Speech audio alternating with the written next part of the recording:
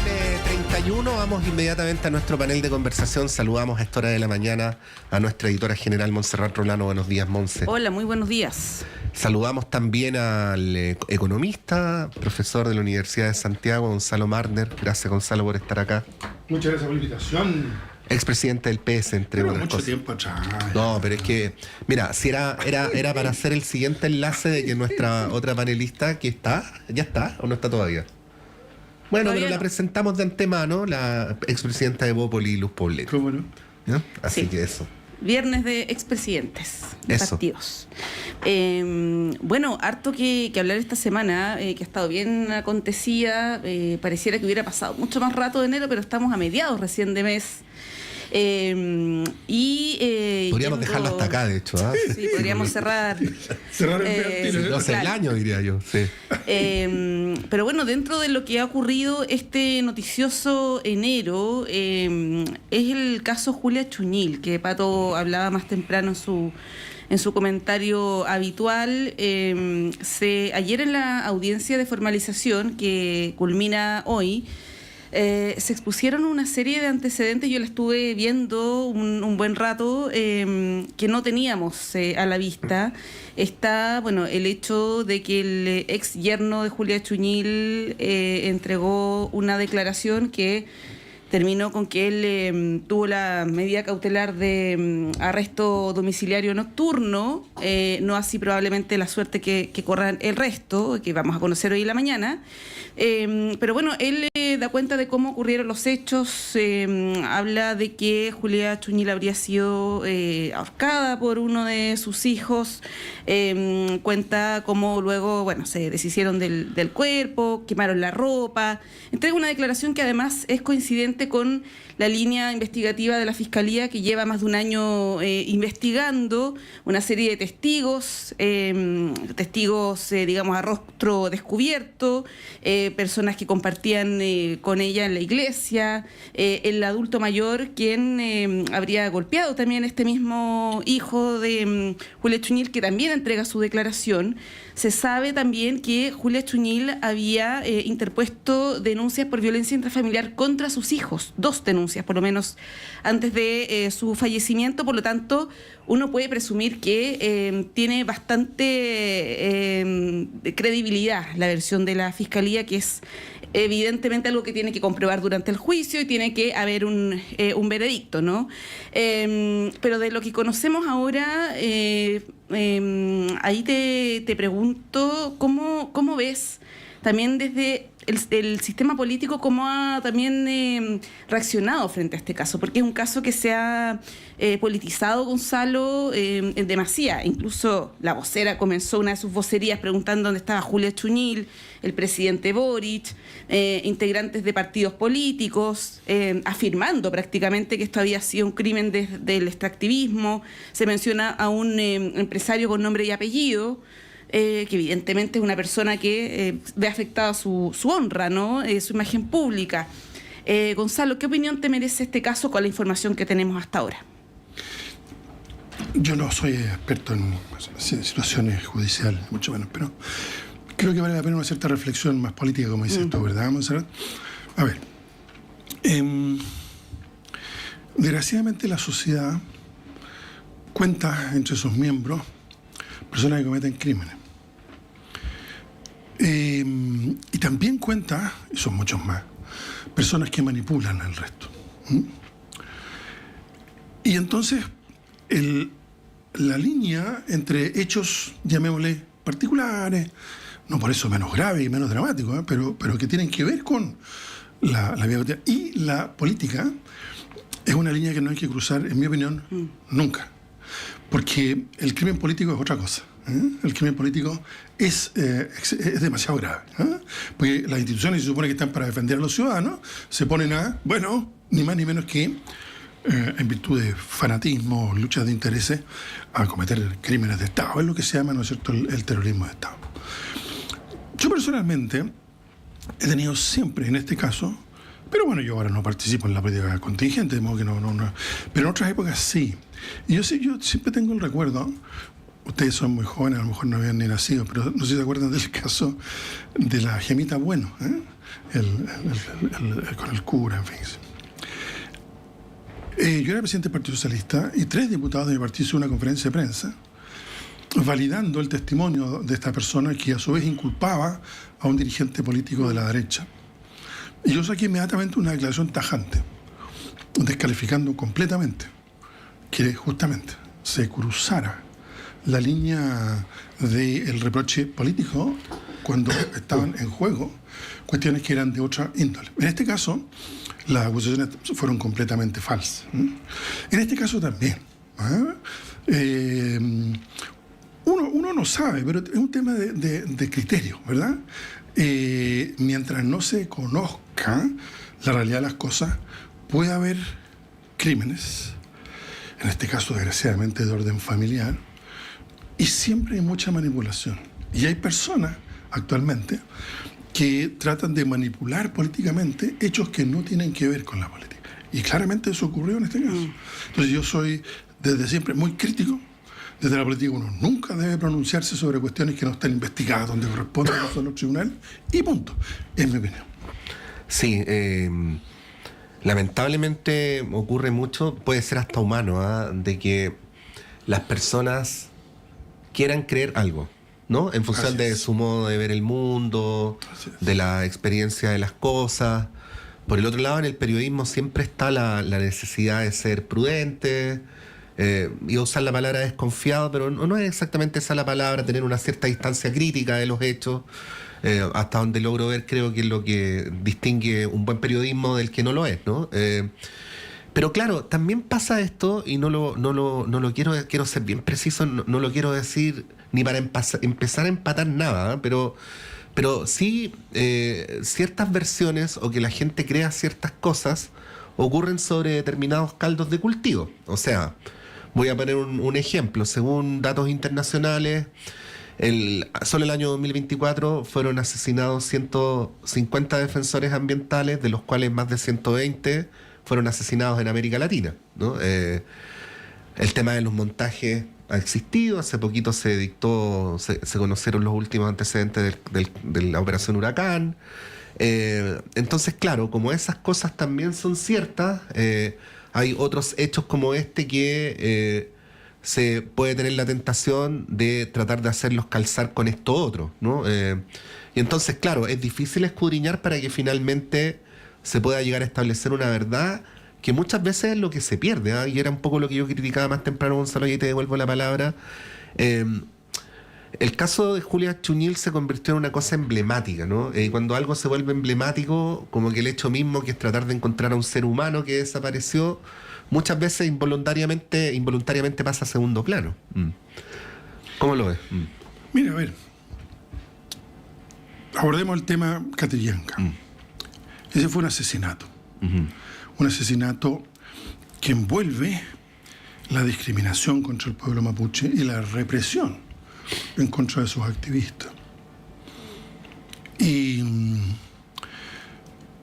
fue un asesinato a mansalva.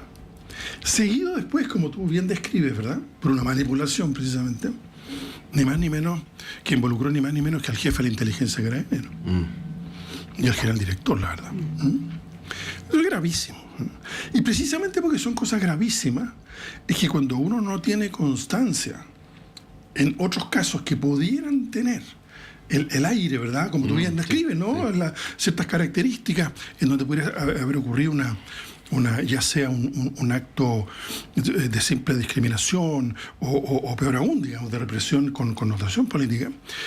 Precisamente por lo grave que eso es que hay que tener un cuidado extremo. Ese es mi punto de vista. Sí. Bueno, damos la bienvenida a Luz Poblete, ex dirigenta de Bópoli, amiga de la casa, tantos años, ¿no? Luz, bienvenida, buenos días. Toda una vida. Muchas gracias por la invitación. Toda una vida, ¿Se escucha bien? Sí, te escuchamos súper bien. Perfecto. Bueno, Luz, estamos hablando del caso de Julia Chuñil, las repercusiones políticas que ha tenido. Yo mencionaba que el año pasado, ¿no? A fines del año pasado, el presidente Boric se pronunció al respecto. La vocera comenzó con esta frase, ¿dónde está Julia Chuñil? Que puede ser algo que, digamos, no tenga ningún problema, pero esa frase tiene una connotación política, ¿no? Y bueno, con los antecedentes que tenemos hasta ahora, da cuenta de que ella ni siquiera fue defensora de los derechos humanos. De hecho, no hay registros tampoco de contacto o vínculo que ella haya tenido con organizaciones, con ONGs previo a su desaparición. La Fiscalía siempre sostuvo aquello. De hecho, ayer la fiscal dijo que ni siquiera el perro Cholito, famoso existe, ¿no?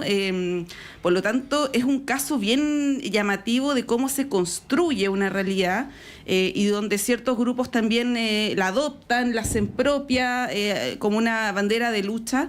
Y ahí yo me pregunto, Luz, y te doy la palabra, cómo el gobierno, que tiene acceso a información que nosotros no tenemos, también cae en este cuento que se forma, ¿no? A mí me llama la atención esto porque nosotros acá, que somos un humilde medio de comunicación, teníamos algunos antecedentes hace hartos meses que apuntaban allá, independiente de los reportajes que se hicieron. Que por supuesto por prudencia no los dijimos. Por supuesto. Entonces, el gobierno que tiene acceso a información, cómo cae también en esta tesis, ¿no? Eso me llama mucho la atención. Ahí, bueno, Luz, te doy la palabra. Bueno, creo que en cualquiera de estos casos ya son, de verdad, escapan a cualquier Estado que quiera proteger a sus ciudadanos de cualquier discriminación. En este caso, cualquiera sea la razón que finalmente la justicia pueda determinar la desaparición de esta persona, es gravísimo, es gravísimo. Uno debiera tener, y yo creo que ahí está el problema del Estado de Chile, no hablo de un gobierno en particular, con el desmantelamiento. Estuvo desmantelado por mucho tiempo la inteligencia. La verdad que desconozco la manera en que se ha ido reconstruyendo un grupo profesional que pueda determinar estos casos, entendiendo que hoy en Chile, como hace muchos años se protegió, ojalá pensando en que nunca más fueran a pasar este tipo de casos, nunca más. Sin embargo, la presencia de narcotráfico, crimen organizado, terrorismo político, como podemos pensar muy distinto, con Gonzalo lo estaba escuchando, en hartas acercamientos a lo que pueda estar pasando con el terrorismo en nuestro país. Sin embargo, el Estado de Chile es quien debiera hacerse cargo, y con eso, fíjate, Monse, tú dices, el gobierno debiera tener información, sí, pero desconozco, insisto, cuál es el nivel hoy día de inteligencia profesional que de verdad el gobierno tenga la información. Puede ser negligencia de parte del gobierno, de no tener acceso, no tener los equipos suficientemente profesionales, de no saber qué hacer o el manejo de esa información para poder determinar este tipo de casos que siempre en un país van a ser totalmente extraordinarios y escapan a lo que cualquier república quisiera, cualquier gobierno, cualquier Estado debiera tener como dentro de su corazón, y lo tenemos dentro de nuestro corazón, de nuestras constituciones, que es proteger a nuestros propios ciudadanos. Sí, bueno, un par de cosas. Primero, la politización del caso no va a terminar porque la abogada defensora de los hijos de Julia Chuñil insiste en que hay un sesgo en la investigación, que ha habido deficiencias en la investigación. Dijo que por las mismas deficiencias en la investigación es que la Comisión Interamericana de Derechos Humanos había tomado cartas en el asunto. Y bueno, esta va a ser una historia larga además, porque hay que recordar que ahora recién va a empezar el juicio, ¿no? O sea, lo que hay ahora es el levantamiento de cargos, las formalizaciones, y viene la investigación con todo lo que sabemos y que va a llevar a una verdad judicial. Y las pericias para encontrar el cuerpo de Julia Chuñil, porque el ex yerno, se supone que toda la información que entregó fue el lugar donde estaba claro, y que el hallazgo del cadáver sería el que contribuiría inequívocamente a establecer una verdad judicial, ¿no? Por lo tanto, es un paso importante. No sé, Gonzalo, si hay algo más que agregar al respecto. No por mi parte. Ya, muy bien. ¿De qué prefieren hablar primero? ¿Del gabinete del presidente Kast o de la disputa al interior del oficialismo por lo de la ley Nain Retamal? Luz, ¿de qué prefieres? Elige, te vamos a dar a elegir porque es viernes y porque hoy día me voy de vacaciones. Está perfecto. Sí. Mira, con respecto al gabinete, la verdad es que haya muy poquito tiempo para reconocerlo. Entiendo que el presidente electo ya el 20 de enero daría a conocer su gabinete. Ya prácticamente la mitad se sabe por las filtraciones que han habido o derechamente por los comentarios que han hecho su mismo entorno cercano. Solo como que mi gran inquietud es respecto de quién sería el ministro de Seguridad Pública, ¿no? Porque su caballito de batalla ha sido su pilar durante toda la constitución incluso de su mismo partido, de la construcción de su imagen política, de lo que lo ha llevado probablemente uno de los temas fundamentales por los cuales ha llegado a la presidencia, no solo en torno a la seguridad pública, justamente a propósito del caso que acabamos de mencionar, sino que también con el tema de la migración va a ser tremendamente importante a quién ponga, con qué capacidades, con qué conocimiento, con qué estrategia va a abordar un tema que nos ha tenido a todos los chilenos, a todas las familias chilenas tan preocupadas por tantos años. Entonces, creo que eso debiera ser la gran novedad de lo que va a ocurrir el 20 de enero en el nombramiento de su gabinete. Y también, ese es por el lado de su programa, ¿no? Y del corazón de su programa. Ya sabemos más o menos quién debiera ser el ministro del Interior, pero por lo mismo indico que el ministro de Seguridad va a ser una novedad relevante. Y por el lado político es cómo se van a distribuir. Ustedes saben, nos conocimos por esa época, ¿no? Me tocó instalar desde un partido de la coalición de gobiernos, que fue el segundo gobierno de Sebastián Piñera, como secretario general de Evópoli, parte de Chile Vamos, instalar un gobierno, y uno sabe que la distribución de las fuerzas políticas de una coalición le tiene que haber tocado igual también, y lo vimos muy explícitamente también el gobierno del presidente Boric, ¿no? Con Frente Amplio muy fuerte adentro, el Partido Comunista, y luego como también los partidos más de la concertación, si uno lo quiere llamar, se fueron haciendo parte también del gobierno en la medida que iba avanzando. Veamos cómo el comunicado de Libertario fue bastante, me imagino, un golpe también para el presidente electo, porque fue un partido con el cual fueron juntos a las parlamentarias, lograron una gran fuerza dentro especialmente la Cámara de Diputados, también en senadores, y ahora que no sean parte de su gobierno, habla un poco de las tensiones que ocurren cuando uno está instalando, sobre todo cuando es un nuevo presidente, con nuevas fuerzas políticas, con nuevos partidos. No sé ahí cómo quedará Chile Vamos también representado, pensando sobre todo en la UDI y Renovación Nacional. Va a ser interesante ver cómo finalmente él construye su círculo cercano en el gabinete, pero también en las carteras sectoriales, que no van a ser menor para la siempre bullada no reconstrucción, porque si ustedes se dan cuenta, siempre en cada gobierno como que nos estamos reconstruyendo, ya sea por una situación política o una situación de la naturaleza, siempre nos estamos reconstruyendo.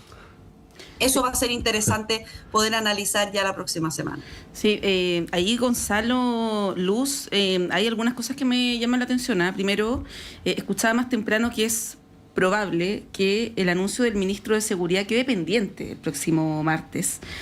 Cuando tú hablas de gobierno de emergencia, el ministro más importante es el de Seguridad, ¿no? Lo otro que ya ha trascendido por la prensa que nombres que estaban confirmados, como el de Guillermo Turner, por ejemplo, en defensa, el presidente electo habría echado pie atrás. También hoy viene la tercera, que sería lo mismo en el caso de May Chomalí y de Tomás Rau, en trabajo y en salud, y esto por la crítica de los partidos de que es un gabinete de independientes, que lo es, ¿no? Hasta el momento de lo que conocemos, con todos los riesgos que eso tiene. Y lo último que me llama la atención y que es un poco bochornoso, la verdad, bueno, lo anterior también, es que se conoce varios nombres que le han dicho que no al presidente. Bueno, el caso de Rodolfo Carter es uno, pero ustedes se acuerdan el viaje a Argentina que hizo José Antonio Kast para reclutar ahí a José Luis Daza, y ya se sabe de varios nombres que le han dicho que no al presidente. Bueno, Alejandro Weber, entre otros, hay otros que trascienden más, ¿no? Pero eso no es habitual, ¿no? Se supone que al presidente no se le dice que no, pero por último, si se le dice que no, no se dice por la prensa, ¿no? Ahí, Gonzalo, ¿cómo lo ves? Bueno, de nuevo, perdonen que yo me ponga en una visión un poco distinta. ¿Ustedes saben que Perdonado. ¿Ah? Perdonado por ponerte en una posición distinta. La composición de los gabinetes y los cambios de gabinetes son un deporte nacional. A mí siempre me ha impresionado eso. Lo cual está bien, porque quiere decir que la gente tiene interés, digamos, por la política. Y ver quiénes son las personas que finalmente ocupan unas u otras responsabilidades públicas. Entonces, a mí no me gusta mucho entrar en estas tombas y cosas. Yo haría una sola reflexión. Primero, escuché a Luz decir Ministerio de Seguridad, Migración. No tiene nada que ver. De hecho, en la configuración actual, migración está en el Ministerio Interior. Sí. Entonces, esa connotación de que la migración tiene que ver con los problemas de seguridad, francamente me parece discutible. Ahora, me parece súper bien, contradiciéndome a mí mismo, entonces me voy a poner a opinar, que el presidente electo Kast no haya nombrado, o al parecer dilate la nominación del ministro de Seguridad. Yo siempre fui totalmente contrario a la creación del Ministerio de Seguridad, porque la seguridad tiene que ver con la acción de las policías, de gendarmería, y por supuesto del Ministerio Público y luego los tribunales. Con lo cual, que haya una conexión con la acción pública en el territorio y que Carabineros esté conectado con la comunidad en particularísima prioridad, me parece una cuestión esencial, como yo entiendo la seguridad, que la entiendo como seguridad democrática y civil, no como represión. Los países que tienen Ministerio de Seguridad me suena a las TAS y me carga, nunca me ha parecido bien. Y entonces yo le sugeriría muy modestamente, ciertamente no me va a hacer caso, al presidente electo Kast, que nombre a un biministro. Eso lo inventamos nosotros con el presidente Lago, cuando nombramos biministros, triministros incluso, porque se han dado ustedes cuenta, en los últimos 30 años se han creado hasta la altura como 6 ministerios. Yo creo que ninguno de ellos se justifica mucho, la verdad. Algunos que otros sí, pero básicamente en este caso no. Entonces, ¿qué nombra al ministro de Interior? Y a su vez lo nombra al ministro de Seguridad y resuelto el problema. Sí, bueno, Luz, a ver, un par de cosas para que las puedas analizar. Primero, hubo una suerte de diseño que se dio a conocer a medio camino entre lo político y lo comunicacional, en que el presidente iba a ir haciendo públicos los nombres por goteo, ¿no? Ese fue el concepto que se usó. Y es por eso que, si bien no ha terminado por decir que Jorge Quiroz va a ser su ministro, lo unge, y así con algunas otras personas. El problema, y yo no sé si esto es inevitable o no, es que esto ha generado las condiciones para que haya mucha filtración y que el proceso de nombramiento final del gabinete esté muy en la vitrina, ¿no? Lo cual ha dado lugar a que sepamos cosas que si uno quiere llevar adecuadamente un proceso de nombramiento de un gabinete no deberían saberse, ¿no? Por ejemplo, lo que decía Monse, que Guillermo Turner es bajado por la molestia de los partidos, ¿no? Que Carter le dijo que no a Kast, y así sucesivamente. Y te quería preguntar por dos cosas, ¿no? Primero, por la mención que hace Monse al tema del diseño previo del gobierno, porque parecería ser que no hay un perfil para ministro de Seguridad, porque si hay un ex carabinero en retiro como uno de los nombres y Rodolfo Carter como otro de los nombres, claramente uno puede deducir que no hay un perfil, ¿no? No se tiene muy claro cuál es el tipo de ministro de Seguridad que se quiere. Pero lo segundo, algo que decía el presidente de tu propio partido, ¿no? Que es que en su estimación, el gabinete debía representar al conjunto de los partidos políticos que habían apoyado a Kast en segunda vuelta, cuestión que hasta el momento no se ve por ninguna parte. O sea, más allá de que se puedan hacer algunas correcciones, por lo menos hasta el día de ayer lo que se sabe es que serían 2 republicanos, un UDI, un RN, ningún Evópoli. Y bueno, ¿para qué hablar de amarillo? Y así sucesivamente. Bueno, estamos hablando al fin y al cabo de cuál es el diseño del gobierno, ¿eh? No estamos hablando de la suma de nombres. Disculpen la obviedad, pero ese es el trasfondo de la conversación. Bueno, varias cosas. Yo creo que primero, respecto de la estrategia previa, uno podría pensar o interpretar, desconozco, lo digo como una opinión respecto de la comunicación política que ha tenido la filtración de los nombres previos, porque puede ser un diseño súper pensado para un poco catar los nombres, ¿no? Uno lanza un nombre, ve cómo reacciona más o menos el público, el mundo político, y sobre eso después dirá, no, estaba dentro de una lista, no lo que hubiera considerado, finalmente el ministro es uno u otro, dependiendo de la reacción que tenga en el mundo donde uno quiere mover el nombre. Eso podría ser una estrategia, porque si no, no se entiende. Yo no había visto o no tengo mayor recuerdo de que se haya filtrado tanto nombre, que uno tenga un conocimiento tan amplio de... uno siempre veía como los listados, quiénes podrían ser, pero más especulación que realidad. Probablemente igual en el diseño de los equipos que arman, que instalan los distintos gobiernos, lo hacen, pero creo que esta vez fue demasiado explícito como para entender. Entonces, las bajadas... Y por otro lado, las bajadas de nombre se pueden entender desde 2 puntos de vista o más. Incluso ahí Gonzalo podrá dar otra visión.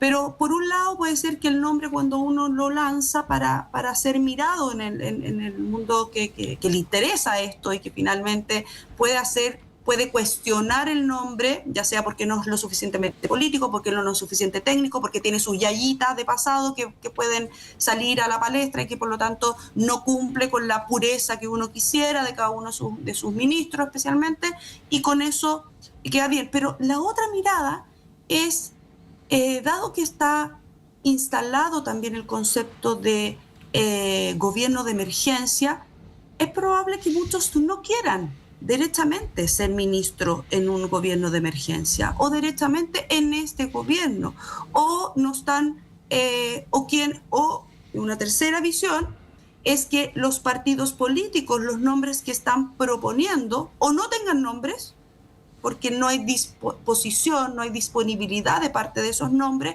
o derechamente el presidente y su equipo estiman que no conversan con los lineamientos que ellos, que legítimamente, por cierto, porque es el presidente electo, así que ahí hay un programa a seguir, no coinciden, no tienen ni las herramientas suficientes, ni el lineamiento político o ideológico o programático que el presidente está esperando de su equipo de confianza. Entonces, está por verse cuál finalmente va a ser lo que va a primar, o va a primar un poco de todo, o lo va a armar con quienes puedan, están disponibles y quieren, porque créeme que hay muchos otros que sí quieren, aun cuando no los consideren. Sí, ahora, lo que tú dices da para interpretar políticamente, porque si tú dices, bueno, hay nombres que no quieren ser parte de un gobierno de emergencia, uno deduciría que están tácitamente en desacuerdo con el concepto, ¿no? Y cuando tú dices, bueno, puede que los partidos no tengan nombre, bueno, pues eso querría decir que todavía hay una renuencia en Chile Vamos a sumarse al gobierno de José Antonio Kast. ¿O estoy entendiendo mal? Es una interpretación, sí. Como digo, es una interpretación. Pero tú estás más dentro de ese mundo, por eso te lo pregunto. Sí, pero está desde el mundo claramente es una interpretación política, sí. Derechamente política. Sí, hay carteras que son más sensibles, por supuesto que, como decía la Monse, yo estoy de acuerdo, si en tu programa, tu tronco del programa es la seguridad y a estas alturas no tienes, puede que tenerlo y que insisto, puede que la estrategia sea dejarlo hasta el final y que sea el único que definitivamente no se filtre, pero ya lo sabemos, ya sabemos al menos las filtraciones de nombre que han habido, que derechamente se han bajado, han dicho que no están disponibles por las distintas razones. Entonces eso te hace pensar que efectivamente frente a un gobierno de emergencia, donde el troncal es seguridad no haya una persona que sienta que se pueda hacer cargo de un tema tan delicado, tan complejo, por lo que significa, y lo vivimos con el mismo gobierno de Boric en los primeros meses con la ministra Sichel, ¿no? Que fue derechamente un fracaso a un tema tan relevante como la seguridad. Entonces, Patricio me has entendido muy bien. Oye, a propósito de nombramientos complejos, está el del Ministerio de la Mujer. Y hoy La Tercera trae que Kast estaría apostando por Judith Marín, que es integrante del Partido Social Cristiano. Eso da cuenta del perfil, no digo que sea malo o bueno, ¿no? Pero evidentemente el Partido Social Cristiano es un partido ultra conservador, incluso más que el Partido Republicano, y poner ahí a una representante en el Ministerio de la Mujer da cuenta del perfil o de cómo está concibiendo el presidente electo ese ministerio, ¿no? Sí, hay que decir que en los gobiernos del presidente Piñera siempre se buscaron perfiles súper dialogantes para ese cargo. Ahí estuvo Isabel Pla, estuvo Carolina Schmidt, sí, entre otras, ¿no? Así es. Sí. Bueno, es noticia en desarrollo. Por el próximo martes ya vamos a conocer los nombres, o la mayoría de los nombres, sí, probablemente. ¿Algo que agregar, Gonzalo, antes de ir a la pausa? Sí, quiero mencionar que este concepto de gobierno de emergencia me parece súper errado, ¿no? Por parte del presidente electo Kast. Porque Chile no está en emergencia, no, así es simple. Hay que ver las cifras económicas, que son más bien positivas. Ojalá todo anduviera mejor, lógico, pero emergencia. Luego, la cifra de homicidio, la tasa de homicidio, que suele ser la tasa principal que mide los niveles de criminalidad, bajó en el primer semestre del 2025, las últimas datos que están disponibles, y está por debajo de la tasa de Estados Unidos, por ejemplo. Entonces, nada más terrible que alguien lo asalten o lo maten, obviamente. Pero las tasas de criminalidad no son especialmente altas. Estoy diciendo cosas que evidentemente van en contra de toda la percepción pública, pero esos son los datos, y así sucesivamente. Entonces, yo creo que lo que hay es una idea más bien autoritaria de Kast, decir, está todo en crisis, yo voy a ser un presidente que va a actuar, lo dijo además, más bien por decreto. Bueno, espero que no siga la vía de Trump, digamos. Entonces yo creo que eso es lo que hay que cuestionar, y hay que ver, él fue elegido con una plataforma, es legítimo que la lleve adelante y que escoja a los colaboradores que mejor le parezcan. Y punto, yo no tengo nada más que comentar, creo que no tiene mucho sentido este asunto.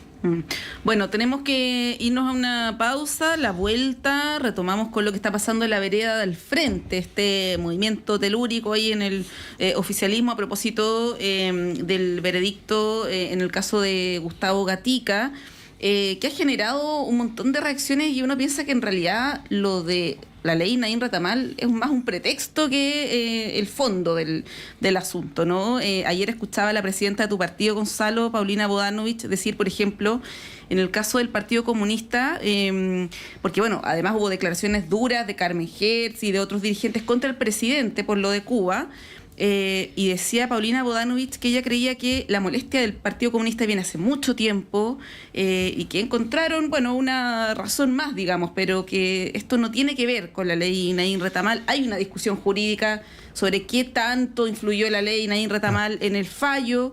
Entonces, claro, hay un tema ahí bien de fondo, que cuando se acaban los gobiernos se desfonda el oficialismo, ¿no? Esto ha pasado muchas veces, y la pregunta sobre qué tipo de oposición u oposiciones va a ser el actual oficialismo creo que toma más importancia. Tenemos que hacer un breve corte y a la vuelta retomamos con este y otros temas también.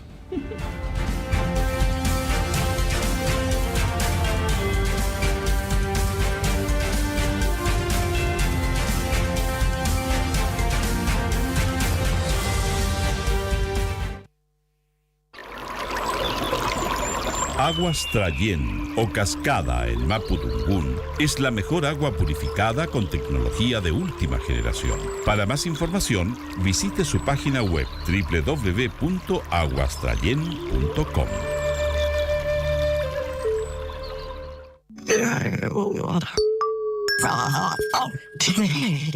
Perdidos en el espacio, 30 años al aire. Músicas raras y más raras. Instagram, @perdidosenelespacio 2003. lunes, 22 horas.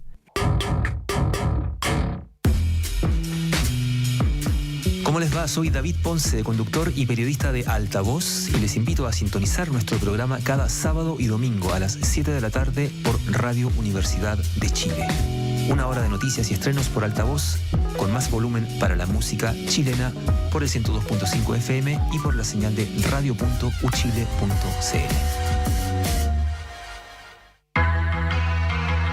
Hola a todos, yo soy Rodrigo López, periodista, y los invito a todos a Rocadictos, programa de divulgación científica de la Facultad de Ciencias Físicas y Matemáticas de la Universidad de Chile. Todos los miércoles a las 4 de la tarde por la 102.5 hablamos de ciencia, tecnología y cultura pop, junto a personas del mundo de la ciencia. Recuerda, todos los miércoles por la 102.5 FM Rocadictos.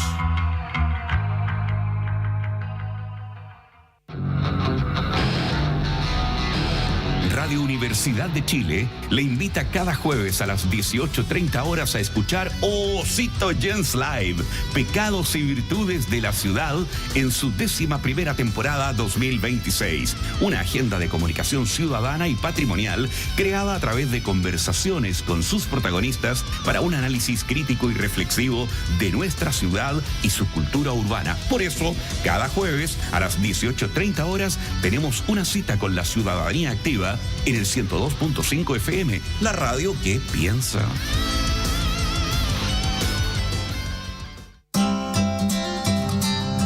Este viernes 30 de enero viviremos un día memorable para la música chilena en Sala Máster de Radio Universidad de Chile. Se presentarán reconocidos músicos chilenos del canto nuevo. Nos acompañarán Felo, con 50 años de trayectoria en los escenarios más importantes del país. Eduardo Peralta, destacado guitarrista y autor de canciones con letras irónicas y poéticas. Luis Pipo Guzmán, destacado cantautor y compositor de larga trayectoria. Y Patricio Liberona, quien después de un largo tiempo vuelve a compartir su música en un escenario en vivo. Viernes 30 de enero, apertura de puertas 19:30 horas. Sala Máster de Radio Universidad de Chile, Miguel Claro 509, Providencia. Entradas disponibles en Portal Ticket.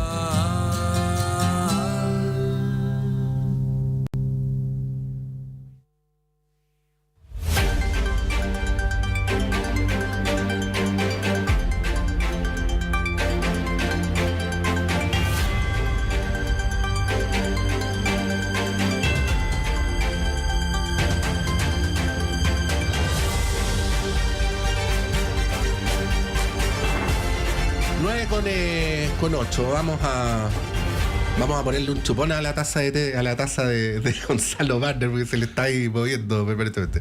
Ya, bueno, continuamos, estamos con Luz Poblete, con Gonzalo Marner y con Montserrat Rolano. La pelea que hay en el oficialismo a partir del fallo de Gustavo Gatica. Está primero el tema de la relación entre el veredicto y la ley Naín Retamal. Sobre esto se ha hablado harto políticamente, en una muy enojada entrevista.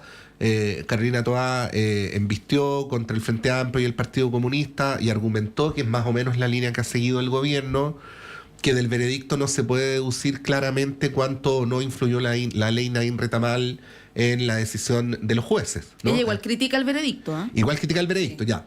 Y quiero ir ahí muy brevemente como un elemento referencial, porque entiendo que al fin y al cabo vamos a hablar de la dimensión más política, pero bueno, hace poquitos minutos estuvo acá Luz Gonzalo, el profesor de Ciencias Penales de nuestra universidad, el profesor Juan Pablo Mañalich, y él decía, creo que aquí está la medular de la entrevista, decía él, yo lo parafraseo, pero lo represento, ¿no? Lo que más me preocupa es que se esté presentando como o que la ley Naín Retamal incidió en el veredicto o que los jueces deliberaron mal. ¿no? Cuando son las dos cosas, dice él. Y acto seguido agrega, y lo tengo acá, los que dicen que la ley Naim Retamal no ha tenido efectos en el veredicto no la han leído rigurosamente. Esa es la afirmación del profesor Mañalich. Pero bueno, de esto deriva lo demás, porque lo que nos preguntábamos en la pausa, Luz, y que ahora lo digo al aire para propiciar la conversación, es lo siguiente.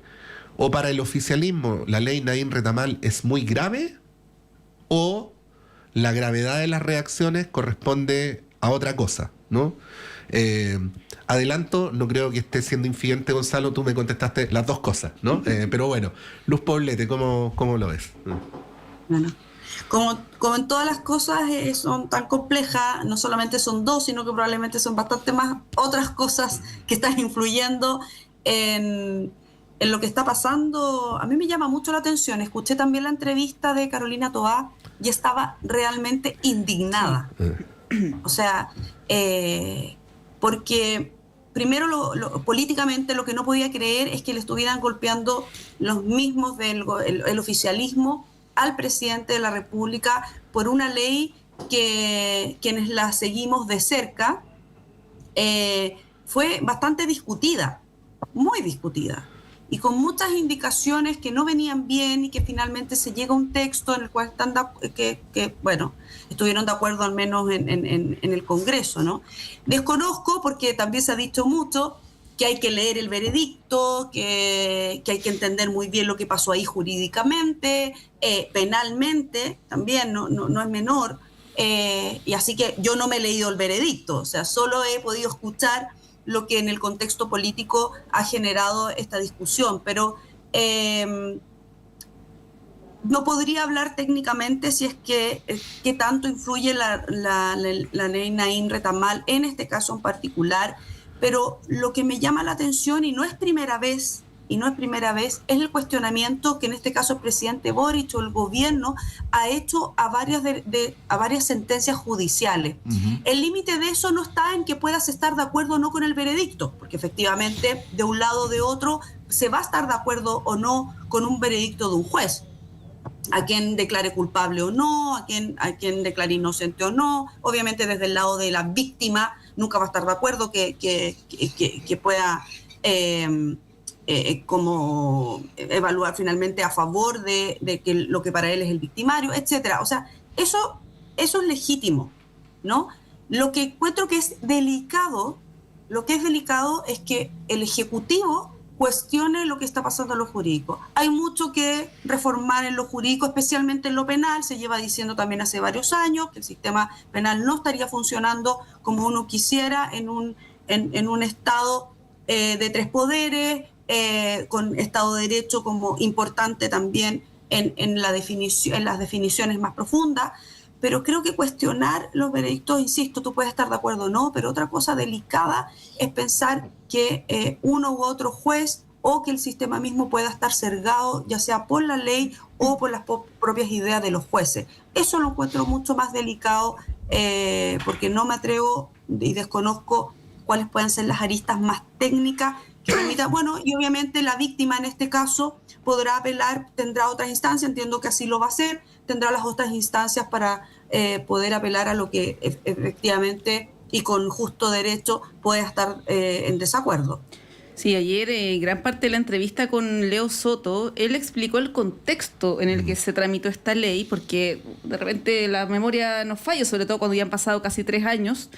Y él hablaba de, el contexto del asesinato de carabineros, de una carabinera, no recuerdo cómo se llamaba, Rita Olivares en Quilpué. Así sí. es. Y él planteaba que esta ley se hizo en ese contexto pensando en dotar de mayor capacidad para los carabineros de defenderse ante situaciones de esas características, de crimen organizado, de delincuencia, digamos, de personas con armamento de alto calibre, pero que tiene deficiencias, por ejemplo, para el tema de las manifestaciones sociales, que son cuestiones totalmente distintas. O sea, un carabinero enfrente a un narcotraficante con una metralleta es distinto a un carabinero frente a un manifestante con una piedra, ¿no? O sea, me refiero a un carabinero frente a alguien con algún delincuente, digamos. ¿Cómo ves eso ahí, Gonzalo? Y la pregunta inicial que hacía Pato de del oficialismo. A ver, aquí hay un resultado, que es que un tribunal de primera instancia, por suerte, todavía veremos cómo sigue esto, señala, efectivamente un oficial de Carabineros, que son los únicos que están autorizados a disparar con esas armas, disparó y dejó ciego a un joven. Uh-huh. Y eso no admite reproche penal. ¿Se dan cuenta de lo que estamos hablando? La violencia policial es uno de los temas sociales en Chile y en todas partes, porque Carabineros o quien sea, que sea miembro de algún órgano público de seguridad, no está exento de la tendencia a la violencia, que desgraciadamente, de nuevo, forma parte de la condición humana. Por tanto, la pretensión de que un militar o un policía no deben ser nunca reprochados si ejercen violencia porque están actuando en nombre del Estado, que más o menos es el punto, digamos, es un error total, a propósito de la defensa de los derechos de las personas. La idea de que la violencia policial no existe es una idea completamente absurda. Yo no soy experto, tengo la mejor opinión de Juan Pablo Malich, creo que es el penalista más calificado que tiene el país hoy día, una persona que no dice cosas por casualidad. Entonces, evidentemente en este fallo hay un problema con la ley, la que se alude, y probablemente el conjunto de leyes represivas que se han dictado, y un problema también con el clima social. Y la política y los tribunales tienen que estar al margen del clima social. Tienen que aplicar la ley, y los que hacen la ley en el Parlamento tienen que ser capaces de resistir un poquito de tiempo. Que es el reproche político que yo le hago a este gobierno, y a mis propios compañeros de partido que han actuado en unos y otros campos. A ver, no todo tiempo pasado fue mejor, pero hubo un momento dado en que en Chile hubo 2 momentos en la transición en que se pretendió establecer leyes de impunidad. Y nosotros en el Partido Socialista nos negamos, fuimos el único partido en un contexto social, porque está bien aludirla, en un contexto donde estábamos completamente aislados, aparte de los familiares de los detenidos desaparecidos, completamente aislados. Y dijimos que no. Y en el gobierno del presidente Frei Ruiz-Tagle, nosotros estuvimos una mañana entera fuera del gobierno, que nos chantajeó y nos dijo, entonces les sáquenlo. Nos llamamos a los ministros y les dijimos, nos vamos del gobierno. Por supuesto, no era razonable lo que estaba haciendo el gobierno en ese momento. Entonces, en política hay que tener capacidad de ¿Eso fue por lo de Punta Peuco? Eso fue por lo de Punta, pero no, fue sobre todo lo que se llamó la indicación Figueroa Otero, no sé si. Lo de Punta Peuco fue otra crisis también, pero era menos grave. Esta cuestión era una ley de impunidad, digamos así de simple. Y dijimos que no, y tuvimos una discrepancia severa que pudimos, sin embargo, arreglar. Entonces, aludir los climas de los momentos, entonces ¿para qué está uno en política? Pues, no está para seguir los climas, está para tratar de darle una orientación a la sociedad. Dicho lo cual, yo estoy completamente de acuerdo con que al mismo tiempo sí se le debe reprochar a un presidente de la República que da lugar a una ley, incluso la promulga en la moneda, y después se queja por sus consecuencias. Eso no me parece, francamente. Lo digo con toda claridad. Yo he apoyado a este gobierno, pero francamente no me parece. Y creo que en ese sentido la presidenta del Partido Socialista, Paulina Bodanovich, ha tomado la decisión con la directiva de decirle, miren, a ver, el partido del presidente dice que es culpa no del presidente, el que gobierna, sino que del Partido Socialista, que esta ley se haya aprobado. 1. 2, que esto es lo que tiene que ver con el fallo. Y tiene que ver, pero también no tiene que ver. Entonces, en política hay que ser un poquito consistente. Y eso lo creo que... El problema de nuestro país, de nuestra democracia, es que la dirigencia política, no me gusta usar la palabra clase política, ha tenido una pérdida de credibilidad brutal. Yo creo que los hechos de corrupción son lo que son veneno puro desde el punto de vista de la credibilidad, ¿verdad? Estaremos todos de acuerdo. Pero también todos estos otros hechos de las inconsistencias. La idea de que se está en política para no tener problemas y mantenerse en el poder. Bueno, a los ciudadanos no les va y les viene. Los ciudadanos quieren que la política resuelva problemas. Obviamente no todo ni de un día para otro, pero quiere resolver problemas. Y cuando observa conductas en la política inconsistentes, en donde la idea es que cada cual se lave las manos, entonces esa es mi opinión. Esta es una tremenda inconsistencia, creo que no resiste mayor análisis. del presidente, cuando dice esta no es una ley del gobierno, o sea, una ceremonia de promulgación en La Moneda, evidentemente el gobierno la hizo propia, le puso indicaciones, la promovió, la incluyó en los logros de los 1000 logros, por lo tanto, evidentemente hay una contradicción. Sí, incluso tiene un número, ¿no? 307. Luz, ¿cómo ves esto? Porque esto ya excede, pero por supuesto puedes dar tu opinión sobre la ley Nain Retamal, pero esto que señala Gonzalo, o sea, es irrefutable que el gobierno reivindicó la ley una vez que se aprobó. Ahí están los archivos de prensa, los posteos, pero ahora, claro, pasa eso, ¿no? Primero el presidente dice en la televisión, esta no fue una ley de mi gobierno. Lo dijo textual, ¿eh? No lo estoy... Lo dijo textual. Sí, lo dijo textual. Pero además, adicionalmente, esto de tratar de decir públicamente y tratar de instalar esta idea, un poco para deslindar responsabilidades, ¿no? Esto de no sabemos hasta qué punto la ley influyó en el veredicto, ¿no? Bueno, ¿cómo lo ves desde el punto de vista político? No, es que políticamente es bien, bueno, ustedes lo decían, es bien inconsistente de parte de él, pero estamos tan acostumbrados a los dichos del presidente. Mi impresión, lo primero que se me viene a la cabeza con esta nueva inconsistencia de parte del presidente de la República, es como que tiene una pata afuera y una adentro. O sea, tiene una pata todavía adentro del gobierno, con él como presidente, donde sigue promulgando leyes, donde tuvo que cambiar dadas las circunstancias, lo decía Gonzalo. Yo no sé si uno se puede desprender mucho de las circunstancias, uno puede estar, insisto, puede estar en desacuerdo de tomar decisiones en caliente, cuando los contextos están en caliente y tú te pones a sacar leyes en caliente, por supuesto que uno puede pasarse 3 pueblos respecto de las indicaciones que vas a poner, tanto hacia una orientación u otra. Ojalá siempre los congresos actuaran como en en un contexto tranquilo, donde se pudiera pensar, reflexionar y tomarse todo el tiempo posible para poder sacar las leyes. Yo te diría que el 99% no ocurre así.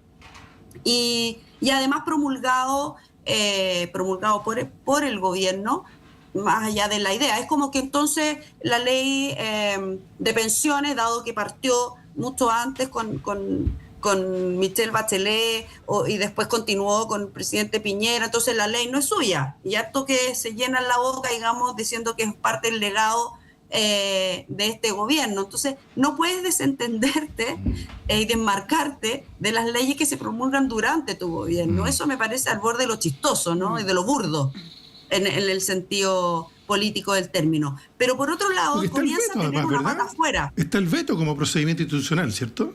Además, si quisieras, efectivamente, todavía existe esa herramienta y tú pudieras utilizarla si estás tan en contra de una ley que tú ves que avanza y avanza y avanza. Y sin embargo, cuando yo escuchaba a Carolina Toá, que insisto, estuvo en muchas cosas muy en desacuerdo con esta ley, peleó muchas indicaciones que iban en una dirección de 8 pueblos hacia adelante, pero sí protegió y se discutió lo que finalmente salió, que era respetar el espíritu de la ley y más que nada de un mandato constitucional, del uso de la fuerza en las policías, en legítima defensa. Hasta por ahí entiendo. De ahí en adelante, insisto, me da un poco de susto opinar de algo que en los detalles jurídicos alguien lo puede expresar mejor que yo, pero en lo político también siento que el presidente empieza a tener una pata fuera del gobierno y empieza como a reconectar, lo voy a poner así, a reconectar con su esencia de estar en contra de este tipo de leyes y todo aquello que pueda defender también a nuestras policías en un contexto muy complejo, muy confuso, que sabemos, al menos institucionalmente, nunca ha sido la intención, y en eso yo voy a ser una defensora de nuestras policías, porque institucionalmente tienen un mandato constitucional de defender a la ciudadanía, y en el manejo de lo que pasó durante el estallido social sabemos que son contextos totalmente fuera de borda, muy difíciles de controlar, donde no voy a decir que no se cometen errores porque se cometen, pero en ningún caso hay una intencionalidad de parte del Estado, ni siquiera de un gobierno de turno, sino que del Estado de querer hacerle daño a la ciudadanía en un contexto como ese. Entonces creo que ahí hay que separar las cosas, lo que es lo político y cómo se habla de nuestras policías versus a un contexto que a todas luces y ya súper demostrado se extralimitó en todo orden de lo que al menos desde el Estado de Chile se pudiese haber protegido y no haber llegado al punto que se llegó en el caso especialmente del daño a personas. Sí, Monse, sí. No, dale. Sí, iba a comentar, Gonzalo, algo súper breve y les doy la palabra. Que a propósito de lo que tú dices, Luz, uno de los problemas que uno advierte es que cuesta generar unidad de propósitos o consensos respecto a cómo respaldar a las policías, porque están muy tironeadas políticamente, de lado y lado, ¿no? O sea... Claro, pero la politización, la politización se hace desde la política, no desde la institución de la policía. Pero mira, y eso es algo que también hay que empezar a desprenderse, porque si no... Mira, ¿por qué lo digo? Porque efectivamente luego de estos asesinatos aberrantes que nos conmocionaron a todos, obviamente había un espíritu nacional de poder apoyar a las policías, ¿no? Pero yo me acuerdo en esos días que yo lo hablaba fuera del estudio con Montserrat, le decía, estamos en un momento donde uno no puede ni siquiera insinuar que también se podrían mejorar los procedimientos o ayudar a carabineros en su formación. Porque, mira, pasa algo, que si uno lo decía en ese momento te iban a acusar de ser prácticamente cómplice de los asesinatos. En uno de los asesinatos que ocurrieron, llegó un carabinero, porque recibió un llamado por radio, en solitario a una peluquería donde había 5 personas con armas de grueso calibre, ¿no? En otro, la carabinero se estacionó sin casco en la puerta de la casa donde fue baleada, ¿no? Entonces, no es incompatible una cosa con la otra, eso es lo que quiero decir, ¿no? O sea, se puede ayudar a las policías también en resguardo de su propia seguridad, mejorando procedimientos, formación, y así sucesivamente. La quema viva de los 3 carabineros en el sur, ¿no? Claro. Sí. A ver, de nuevo. Un Estado de Derecho no puede aceptar violencias policiales. Punto. Yo fui secretario de 4 años en el Ministerio del Interior, tengo la mejor opinión de las policías chilenas.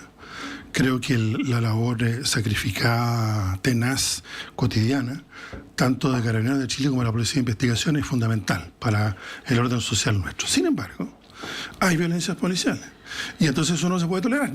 Lo uno no implica lo otro. No por saludar y querer proteger, obviamente, a las policías, vamos a aceptar que haya violencias policiales. No, nomás. Yo les puedo decir, a mí me quebraron 2 costillas cuando tenía 15 años, carabineros, cuando yo era un estudiante secundario. En la dictadura estuve preso en comisaría y en las manifestaciones en el 2019, yo no asistí a todas ni mucho menos, pero a varias de ellas, y a mí personalmente me pasó una bomba lacrimógena a centímetros de mi rostro. Entonces, por favor, entonces vamos a aceptar, son oficiales de carabineros, los únicos autorizados a disparar bombas lacrimógenas, son oficiales, no es un carabinero raso. Y vamos a aceptar que un oficial, porque se siente con el derecho de hacerlo y ahora con un cierto respaldo legal, va a disparar, pero una bomba lacrimógena no se lanza de cualquier manera. Son personas entrenadas y autorizadas de manera muy precisa para utilizar. Y aquí lo que hay son personas que perdieron la vista, por favor. Y vamos a decir entonces en la sociedad chilena, no, pero es que tenemos que proteger a las policías y a los ciudadanos. ¿Quién los protege? El primer deber de un policía es proteger a los ciudadanos y no estarlos agrediendo. Ese es el punto de fondo en esto. Entonces, por favor, Gustavo Gatica perdió la visión y quien es el responsable. Me gustó la declaración que hizo el oficial, yo la encontré después de recoger cañuelas y con una cosa agresiva que había hecho, porque él se arrepiente. Y entonces, que si él se arrepiente, entonces la sociedad también tiene que reprochárselo y no decirle, no, hágalo nomás. Porque el mensaje, desgraciadamente, ya no se le puede devolver la visión a Gustavo Gatica. Pero que no haya más Gustavo Gatica en Chile, por favor. Bueno, nos tenemos que ir despidiendo. Perdón la pasión, pero... Sí, no vamos a alcanzar a comentar algo que yo quería plantearles, pero no nos quedan minutos, que es este bochorno ayer ahí en la Casa Blanca con María Corina Machado, el presidente Trump, esto que le lleva una réplica del Nobel, luego sale Trump diciendo que le habían transferido el Nobel de la Paz, una situación bien bochornosa que se suma a la conversación que había tenido Delcy Rodríguez con Trump también el día anterior, donde se alaban mutuamente, una cuestión, la verdad, rarísima y bien poco digna, tanto para el gobierno, el régimen venezolano, encabezado por Delcy Rodríguez, como también para la oposición representada en María Corina Machado, y se ve a Trump moviendo, digamos, moviendo como si fueran títeres, ¿no? En ambos casos, ¿no? Una cuestión que va a dar, obviamente, para seguir analizando con posterioridad. Luz Poblete, muchas Bien gracias. Bizarro. Bien bizarro, fue sí. lo que pasa. Esa es como la palabra que se me ocurre. Imagínate, Luz, que yo te hubiera dicho, oye, Luz, el 15 de enero, o sea, en menos de 2 semanas más, van a estar Donald Trump y Delcy Rodríguez alabándose mutuamente. ¿Qué me hubieras dicho tú?